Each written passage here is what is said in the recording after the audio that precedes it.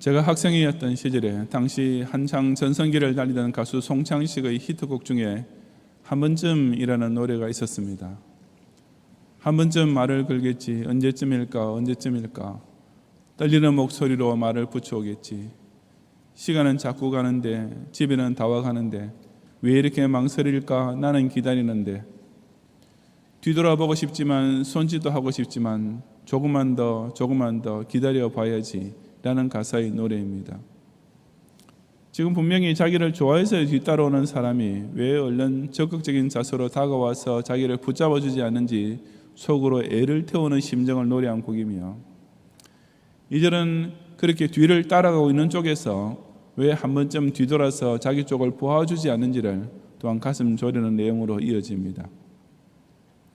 애정 표현이 지나치게 저돌적인 요즘의 젊은 세대에게는 도저히 이해가 되지 않는 답답한 모습이 있겠지만, 옛날 우리 때는 남녀 관계에서 그처럼 수줍어하는 것이 미덕으로 여겨졌습니다. 보통의 경우에 어떤 사람이 다른 사람에게 등을 돌리고 있는 상태란 이별이나 절교를 의미합니다. 하지만 이 노래처럼 비록 등은 돌리고 있어도 그 마음은 오히려 자기 뒤쪽에 있는 사람에게로 강하게 쏠려 있을 때가 있습니다. 자기의 속마음을 알아주지 못하고 머뭇거리는 사람을 뒤에 달린 눈으로 보면서 얼른 말을 붙여오기를 초조하게 기다리고 있는 것입니다. 오늘 본문은 하나님께서도 바로 그와 같은 심정으로 죄인을 기다리고 계심을 들려줍니다. 15절에 보면 하나님께서 내가 내 곳으로 돌아가리라고 하시면서 이어서 그들이 고난받을 때 나를 간절히 구하리라고 하셨습니다. 하나님께서는 일견 이스라엘의 면전으로부터 등을 돌리시고 떠나시는 것처럼 보였지만 실상은 오히려 이스라엘 백성을 더욱 간절히 기다리고 계셨던 것입니다.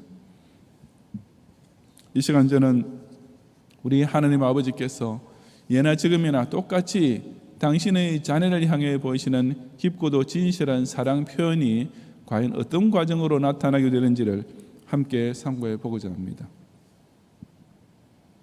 첫째로 사람의 불신앙이 하나님께서 등을 돌리시게 만드는 원인입니다. 1절부터 7절까지 함께 봉독하겠습니다. 제사장들아 이를 들으라, 이스라엘 족속들아 깨달으라, 왕족들아 귀를 기울이라. 너희에게 심판이 있나니 너희가 미스바에 대하여 올무가 되며 다볼 위에 친 그물이 됨이라. 패역자가 사륙제에 깊이 빠졌음에 내가 그들을 다 벌하노라. 에브라임은 내가 알고 이스라엘은 내게 숨기지 못하나니 에브라임아 이제 내가 음행하였고 이스라엘이 더러워졌느니라. 그들의 행위가 그들로 자기 하나님에게 돌아가지 못하게 하나니 이는 음란한 마음이 그 속에 있어 여호와를 알지 못하는 까닭이라.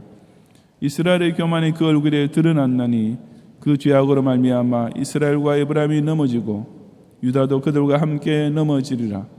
그들이 양떼와 소떼를 끌고 여호와를 찾으러 갈지라도 만나지 못할 것은 이미 그들에게서 떠나셨습니다. 그들이 여호와께 정죄를 지키지 아니하고 사생아를 낳았으니 그러므로 세 달이 그들과 그 기업을 함께 삼키리로다. 아멘. 호세아 선지자는 지금 이스라엘 백성을 향해 들으라, 깨달으라, 귀를 기울이라고 외치고 있습니다. 1절에 이스라엘 족속과 왕족들보다 먼저 소위 제사장이라는 자들부터 제대로 들으라고 외친 이유는 윗사람부터 아랫사람에게까지 온 이스라엘 백성이 다 같은 죄에 빠져 있었기 때문이었습니다. 그들은 미스바와 다볼에서 올무와 그물에 빠져 있었다고 했는데 이 두 지명은 당시 우상 숭배의 중심지였고 그 중에서도 다볼산은 사람들이 그물을 쳐서 새를 많이 잡던 곳이기도 했습니다. 하지만 이제 그 미스바와 다볼은 이스라엘 백성의 영혼을 걸리게 하고 죽게 만드는 곳이 되었던 것입니다. 그런 이스라엘을 책망하시던 하나님께서는 에브라임은 내가 알고 이스라엘은 내게 숨기지 못하나니 라고 하셨습니다. 이스라엘 백성은 스스로 자신들의 죄를 하나님 앞에서 숨길 수 있을 것으로 생각하고 있었는지 모르지만 실상은 하나님 눈앞에서 결코 감출 수도 없고 변명할 길도 없었습니다. 왜냐하면 그 죄는 음행한 자가 이미 더러워진 것과 같은 상태였기 때문이었습니다. 사람이 자기 배우자가 아닌 다른 사람과 간음을 저질렀을 때 그런 행위가 그 배우자의 눈에는 오히려 오직 더럽게 보일 수밖에 없습니다. 꼭 마찬가지로 이스라엘이 지금 저지른 죄 역시 이스라엘을 아내처럼 사랑하시던 하나님 눈에는 여지없이 더럽기 짝이 없는 것으로 뻔히 드러나고 있었던 것입니다. 그 죄가 도대체 어떤 것이었습니까? 본문 4절부터 7절은 그것이 곧 이스라엘 백성 속에 있는 음란한 마음과 교만이라고 시작했습니다. 이 음란이란 이스라엘 백성이 마치 가늠한 여인처럼 하나님을 떠나 배교한 것을 표현하는 말입니다. 거기다 엎친 데 덮친 격으로 교만이 그들의 마음을 가리어서 자기네가 그처럼 여호와를 알지 못하는 음행의 죄를 짓고 있다는 사실을 스스로 깨닫지 못하게 만들고 있었습니다. 하지만 하나님께서는 그들이 마음 중심에 있는 그 교만한 불신앙을 정확히 알고 계셨으며 그 숨기지 못할 죄를 스스로 인정할 줄 모르는 바람에 이스라엘과 유다는 함께 넘어져 가고 있었습니다. 그런 상태에서는 아무리 많은 양떼와 소떼로서 제사를 드린다 할지라도 이미 그들의 하나님과 진정으로 교제할 수 있는 길은 끊긴 상태였습니다. 왜냐하면 하나님께서는 그런 배교자들에게서 벌써 등을 돌리시고 떠나셨기 때문이었습니다. 정조를 지키지 아니하고 벌써 사생활까지 난 그들의 모습은 하나님께서 그 곁에서 차마 눈뜨고 보실 수 없을 정도로 지극히 추하고 더러울 뿐이었던 것입니다. 우리는 사람의 교만이 하나님 보시기에 얼마나 더럽고 역겨운 죄인지를 깨달아야 합니다. 여기서 말하는 교만이란 사람 앞에서 좀 잘난 체하는 정도를 두고 하는 말씀이 아니라 바로 여호와를 알지 못하는 불신앙의 교만입니다. 하나님은 제대로 알지 못하면서 세상의 다른 사리에는 밝다고 자부하고 하나님은 섬길 줄 모르면서 세상의 다른 먹고 사는 일에는 능력이 있다고 자랑하는 인생이야말로 바로 그 지식과 그 능력이라는 우상이 자기 자신에게 올무가 되어 그 그물에 걸리고 있는 자인 것입니다. 우리 사람 사이에서도 별로 대단치 않으면서 제잘난치 않은 사람 정말 꼴도 보기 싫지 않습니까? 하물며 하나님과 조금도 상대가 되지 못할 인생이 하나님 앞에서 잘난체하고 교만하며 하나님은 없다라고 감히 도발한다면 그것이 하나님 보시기에 그 얼마나 역겹겠습니까? 그러니 하나님께서는 그런 사람에게 등을 돌리실 수밖에 없습니다. 다시 말해서 하나님께서 우리를 떠나신 것이 아니라 우리가 하나님을 불신앙하고 있으면서도 그조차 스스로 인정할 줄 모르는 교만에 꽉 차 있는 것입니다. 그런 까닭에 우리는 이 하나님의 말씀 들으라 깨달으라 귀를 기울이라고 간절히 외치는 선지자와 사도를 통한 성령의 부르심을 정말 귀 기울여 들어야만 합니다. 오직 성경 말씀만이 사람으로 하여금 그런 교만의 벽을 깨뜨리고 하나님을 알고 섬기는 참 겸손과 참 지혜로 이끌 수 있기 때문입니다. 그러므로 아무리 성경을 읽고 설교를 들어도 하나님이 잘 안 믿어집니다 라고 하는 것은 바로 사탄이 그 사람 마음속에서 속삭이는 꿰매 스스로 넘어가고 있음을 드러내는 말인 것을 알아야 합니다. 왜냐하면 성경은 능히 우리로 하여금 예수를 믿는 믿음을 통하여 구원에 이르는 지혜가 있게 하는 말씀이기 때문입니다. 오늘도 바로 내 본성 깊숙이 자리 잡고 있는 이 가장 더럽고 악한 교만과 불신앙의 죄가 나 자신과 하나님 사이를 가로막고 있는 결정적인 장애물이라는 사실부터 겸손히 인정하는 성도가 되시기를 바랍니다. 둘째로 인생의 환난은 사람이 하나님께로 돌아오게 되는 동기가 됩니다. 8절부터 15절까지 함께 봉독하겠습니다.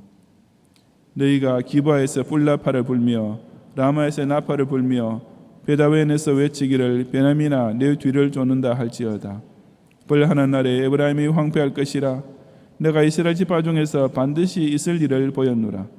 유다 지도자들은 경계표를 옮기는 자 같으니 내가 나의 진노를 그들에게 물같이 부으리라. 에브라임은 사람의 명령 뒤따르기를 좋아하므로 학대를 받고 재판의 압제를 받는도다. 그러므로 내가 에브라임에게는 좀 같으며 유다 족속에게는 썩이는 것 같도다. 에브라임이 자기의 병을 깨달으며 유다가 자기의 상처를 깨달았고 에브라임은 아수르로 가서 야레봉에게 사람을 보내었으나 그가 능히 너희를 고치지 못하겠고 너희 상처를 낫게 하지 못하리라.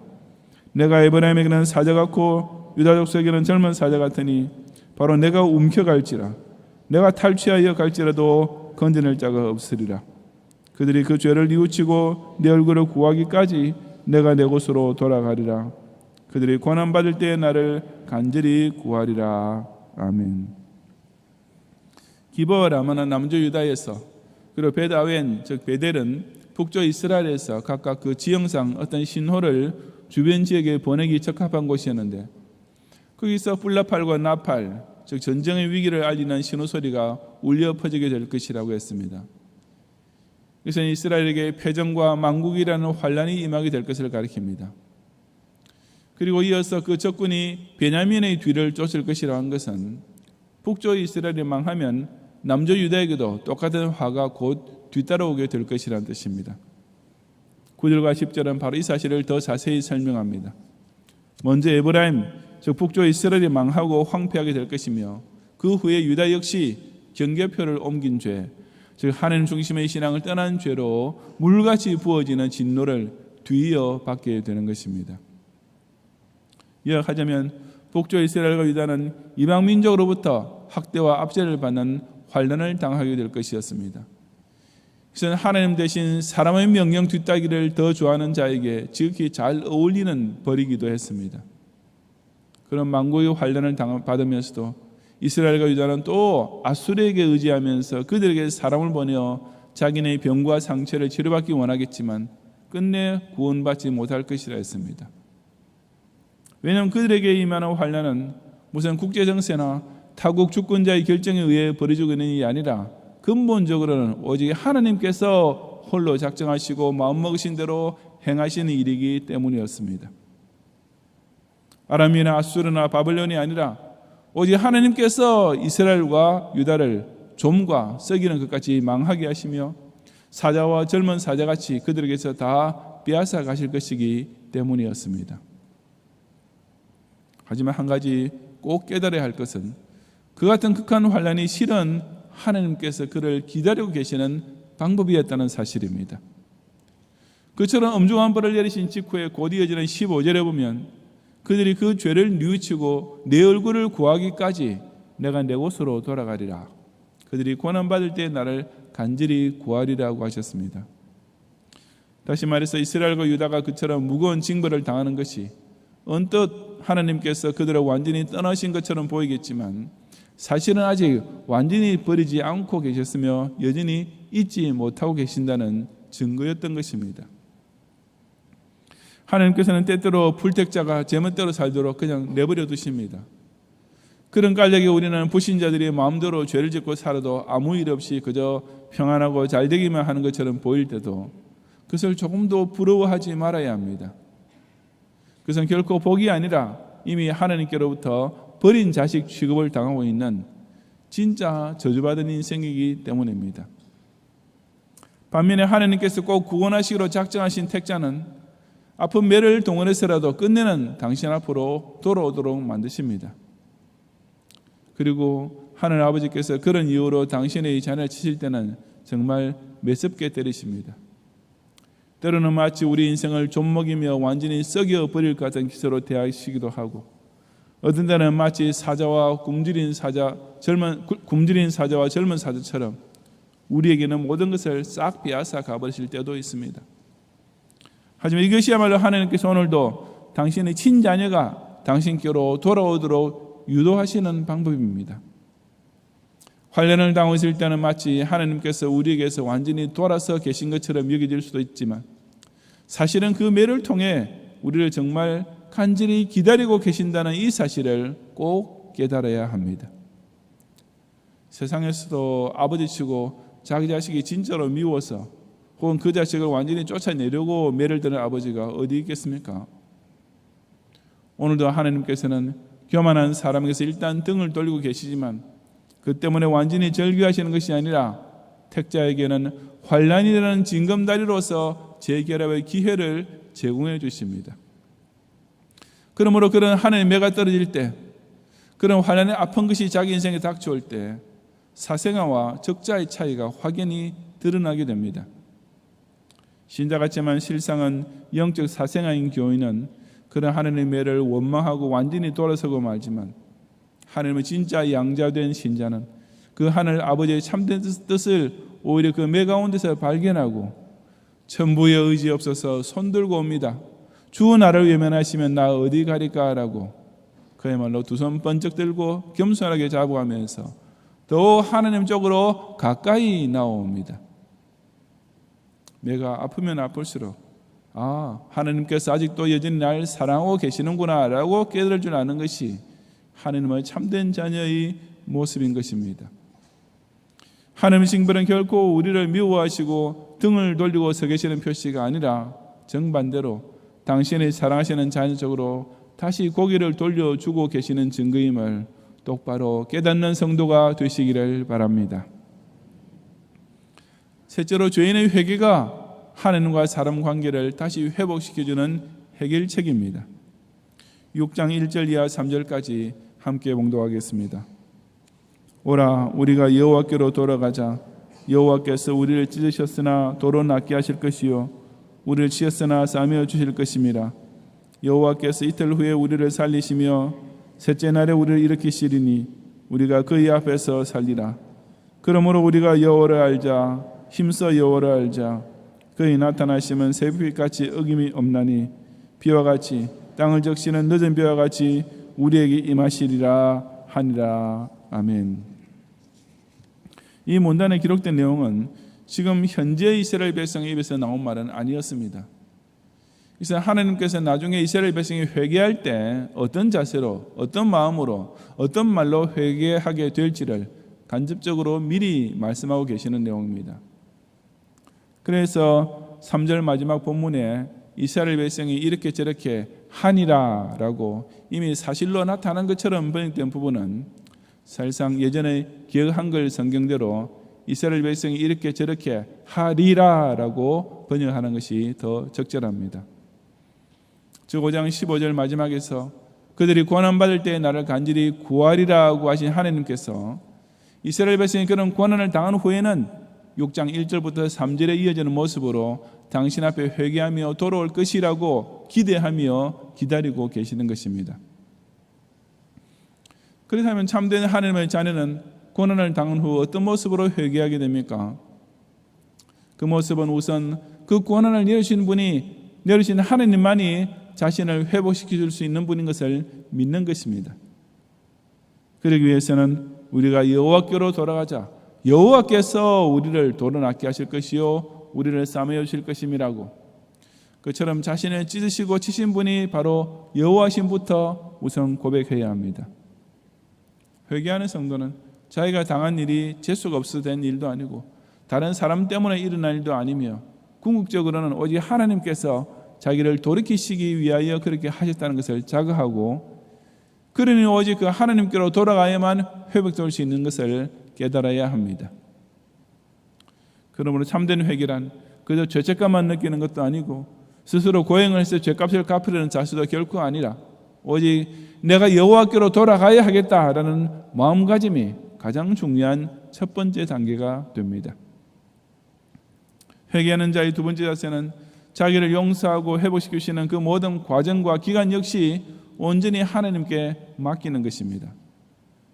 여호와께서 이틀 후에 우리를 살리시며 셋째 날에 우리를 일으키시리니 라는 말씀이 그 뜻입니다. 바꾸어 말하면 하나님께서 자기를 살리시고 일으켜 주실 날이 언제가 될지는 회개하는 사람 편에 달린 일이 아니라는 말입니다. 사람이 하나님 앞에 회개하고 돌아와도 하나님께서 그 당하고 있다고 환난에서 완전히 견주실 시간은 이틀이 될지 3일이 될지 사람 편에서는 모르는 것이며, 또한 언제까지 모든 것을 꼭 다 회복시켜 달라고 요청할 자격도 없는 것입니다. 오직 회개하는 사람 편에서 알 수 있고 또 확신해야 하는 것은 언제가 될지 모르지만 어쨌든 자신이 그의 앞에서 살게 될 것이라는 분명한 사실뿐입니다. 그러므로 회개한다고 하면서도 내가 회개했는데 하나님께서는 이 모든 것이 좋게 돌아가도록 왜 당장 바꾸어 주지 않으시는가 라는 자세를 가져서는 안 됩니다. 그래서 하나님 앞에서 영적 간음이란 중범죄를 저질렀던 자로서는 너무나도 뻔뻔스러운 태도이기 때문입니다. 용서해 달라고 나오는 사람이, 빌려 나오는 사람이 나를 어떤 식으로 용서해 달라고 요구하며 나오는 것이 말이나 되겠습니까? 정말 당치도 않습니다. 우리는 오직 한 가지 확신, 죄를 회개하는 자를 꼭 살려 죽어야 마실 것이라는 이 사실만 분명히 믿고 나머지는 모두 주님께 맡기며 그야말로 무조건적 항복하는 자세로 회개해야 할 따름입니다. 셋째로, 진심으로 회개하는 성도는 자신의 죄 용서받음을 통해 정말 하나님의 은혜를 뜨겁고 진하게 체험할 수 있습니다. 그러므로 우리가 여호와를 알자, 힘써 여호와를 알자라고 했습니다. 하나님 모르던 교만한 죄를 진정으로 회개한다면 그 사람이 이제 그 하나님을 더 잘 알고자 노력할 수밖에 없는 것은 당연한 자세입니다. 그리고 사람이 하나님을 더 잘 아는 길 중에 가장 대표적인 것이 곧 죄 용서함을 받는 체험입니다. 아니, 이 체험을 거치지 못한다면 하나님의 성품에 대해 제대로 알았다고 결코 말할 수 없습니다. 이 체험이 꼭 있어야만 하나님은 착하고 보기 좋은 사람을 사랑해 주시는 분이 아니라 우리가 아직 약하고 악하고 더러운 죄인이었을 때부터 사랑해 주신 분인 것을 진짜로 알게 됩니다. 이 체험이 있어야만 하나님께서는 죄인을 향해 얼마나 오래 참으시는 분이신지 그 인내와 관용을 알 수 있습니다. 이 체험이 있어야만 하나님께서는 정말 죄인의 친구가 되시며, 아니 그 죄인을 구원하여 당신의 양자의 자리까지 끌어올리시는 실로 한량없는 인애와 자비의 아버지이심을 맛보아할 수 있는 것입니다. 이어지는 말씀이 바로 그처럼 하나님을 알게 된 성도 입에서 나오는 고백입니다. 그의 나타나심은 새벽빛같이 어김없나니 라고 했습니다. 죄인을 찾아오시는 하나님의 사랑은 마치 새벽빛이 매일 일정하게 찾아오고 일단 그 빛이 비치면 어둠이 물러가지 않을 도리가 없듯이 죄로 상처투성이가 된 우리를 완전히 회복시켜 주신다는 뜻입니다. 즉 하나님의 은혜는 불가항력적으로 죄인에게 임하여서 일단 그 은혜의 빛이 비추기 시작하면 마치 떠오르는 햇빛을 피할 길 없이 받듯이 그 은혜에 온통 잠기게 되는 것입니다. 또 그렇게 부으신 은혜야말로 사람에게서는 가뭄의 한 봉우리 비와 같이 달디답니다. 비, 특히 땅을 적시는 늦은 비는 농사에 있어 필수적입니다. 죄 용서해 주시는 하나님의 은혜의 비야말로 정말이지 우리 죄인에게 꼭 필요한 가장 귀중한 물방울이 아니겠습니까? 부모에게 구종을 듣거나 벌을 받고 나면 누구나 다 일단은 서먹서먹하게 되며 어떤 자녀는 그 정도가 아니라 부모에 대해 화를 내고 감정의 앙금이 깊이 쌓이게 됩니다. 하지만 그럴 때일수록 빨리 해야 할 일이 있는데 그것이 곧 부모에게 잘못했다고 용서를 비는 일입니다. 일단 그렇게 사과를 하고 용서를 빌기만 하면 그처럼 어색하던 감정이 다 사라지고 순식간에 마음이 풀리게 되지 않겠습니까? 하나님께 진정으로 회개하는 자도 바로 그런 것을 속속들이 체험하게 됩니다. 회개는 일단 무조건 하나님 앞에 돌아가는 것인 줄 알고 그 용서하시는 과정과 시간에 대해서는 전적으로 하나님 뜻에 기꺼이 순복하며 그 회개의 체험을 통해 자신은 하나님 내리시는 더 큰 은혜에 잠기게 되는 것을 맛보아 알게 되는 것입니다. 이런 진실한 회개를 통하여 짐짓 우리에게 등을 돌리셨던 하나님께서 우리 쪽으로 완전히 몸을 돌이켜주시고 우리는 그 사랑의 품에 다시 안기게 됨으로써 우리의 창조주이시며 구원주이신 하나님 아버지를 이전보다 더 깊이 알고 더 뜨겁게 사귀는 성도가 되시기를 바랍니다. 성도 여러분, 연인이 자기 마음을 알아주지 못할 때 그 앞에서 눈물을 감추며 돌아설지라도 실제로는 그 순간에도 자기를 붙잡아 주기만 간절히 바라고 있을 것입니다. 부모가 말 안 듣는 자식 때문에 속을 썩이면서 돌아앉더라도 그 진심은 여전히 그 자녀에 대한 사랑의 염려로만 가득 차 있는 것입니다. 꼭 마찬가지로 하나님께서도 이렇게 우리를 기다리십니다. 일단 우리에게 등을 돌리고 당신의 곳으로 돌아가시는 것처럼 보이지만 그 하나님의 진정한 본성은 여전히 죄인을 기다리고 계십니다. 그런 하나님 앞에서 저 여러분은 우리 자신도 모르는 교만 가운데서 하나님을 알지 못하고도 살 수 있다고 생각했던 것이 얼마나 큰 죄인지, 아니 하나님께서 눈뜨고 보실 수 없어서 돌아앉으실 만큼 지독한 죄인 것을 먼저 인정하고 고백해야 합니다. 또한 하나님께서는 그런데도 우리에게 환난의 매를 내리심으로써 저 여러분이 하나님께로 돌아올 수 있도록 기회를 주시는 분이시며, 그런 까닭에 신자의 땅에서 받는 환난은 결코 하나님께서 완전히 버리신 표시가 아니라 정반대로 아직도 그 사람을 사랑하고 계시는 증거임을 깨달아야 합니다. 그리고 바로 그 하나님께서는 약간의 양심의 가책을 느낌으로써 끝나는 회개가 아니라 하나님께 온전히 돌아가고자 하는 회개, 용서받는 법을 제멋대로 요구하는 주객전도의 회개가 아니라 모든 처분은 오직 하나님께만 온전히 맡기는 참된 회개, 그리고 그 용서받음을 통해 정말 알아야 할 하나님의 기쁜 사랑과 은혜를 진하게 체험하는 진짜 회개가 저 여러분에게서 나오도록 지금도 기다려주고 계시는 분이심을 확신해야 합니다. 그들이 내 얼굴을 구하기까지 내가 내 곳으로 돌아가리라고 하시는 하나님은 비록 우리에게 등을 돌리고 계시는 것처럼 보이지만 그 진심은 결코 포기나 무관심이 아니라 사실은 저와 여러분이 회개의 말을 붙여오기를 기다리고 계십니다. 그냥 가만히 기다리시는 대신 때로는 아픈 맥까지 드시는 까닭에 하나님께서 우리를 미워하시는 것처럼 보일 때도 있지만, 사실은 당신의 모든 관심과 사랑을 더욱 저와 여러분 쪽에 집중시키시면서 우리의 발걸음이 이제라도 당신 쪽으로 돌아서서 점점 더 가까이 들리기를 간절히 고대하고 계시는 것입니다.